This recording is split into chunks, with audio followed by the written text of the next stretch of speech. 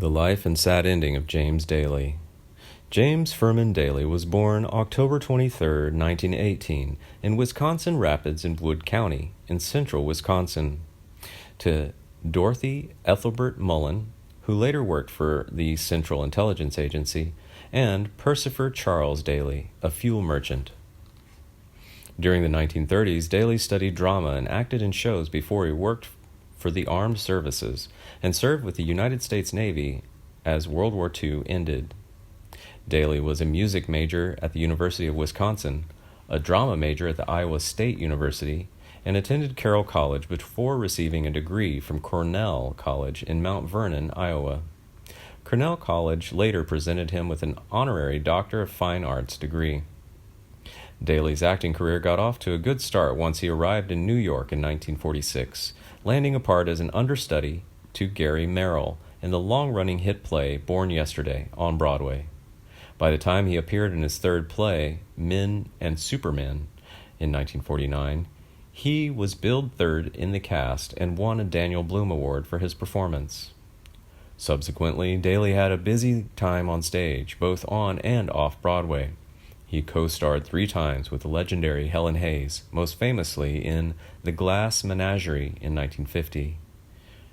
That same year, he also collected the Theatre Guild Award as the star of Major Barbara. His other theatrical roles of note include Billy Budd, St. Joan, The Merchant of Venice, and, on tour with Colleen Dewhurst, Who's Afraid of Virginia Woolf.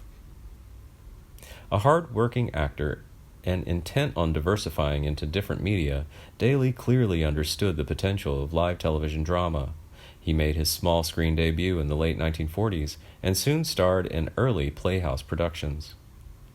Within a few years, he featured in his own weekly syndicated series, Foreign Intrigue, starting in 1951, about a family of foreign correspondents in Europe. This is one of the first TV shows to be shot on location, and it necessitated his and his family's temporary relocation to Paris and Stockholm. Throughout the next 20 years, Daly remained much in demand as a reliable leading television actor with gravitas, often playing tragic or despairing figures. He was commanding as the titular star of Give Us Barabbas in 1961. 4 years later, he picked up an Emmy for his role in the Hallmark Hall of Fame 1951 episode, The Eagle and the Cage.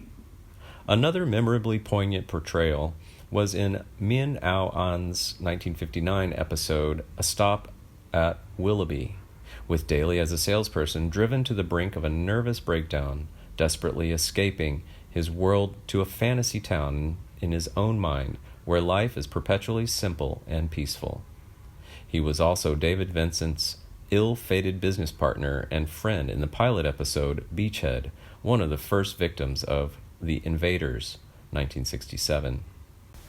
Many viewers will remember Daly as Flint, the solitary, near-immortal from the Star Trek 1966 episode Requiem for Methuselah.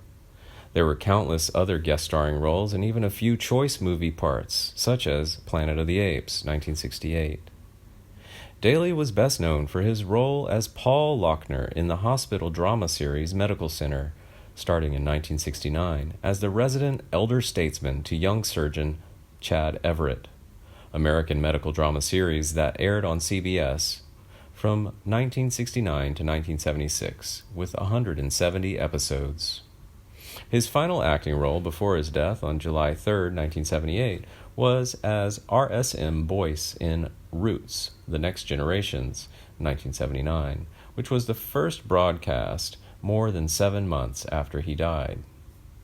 In his personal life, in 1941, Daly was married to actress Mary Hope Newell. They lived for close to 25 years and then divorced in 1965. They had 4 children, Tyne Daly, Pegjean Michael Daly, Timothy Daly, and Glenn Daly. According to his son Tim, during an interview with CBS News Sunday Morning, James Daly came out to Tim as gay a decade after divorcing his wife Hope. His struggle to come to terms with his sexual orientation nearly put a rift between him and his family. As homosexuality was still considered a mental illness until the early 70s, he and his wife tried and failed at curing him. After their divorce, Daly decided to limit his contact with his children out of fear that they would end up mentally ill themselves.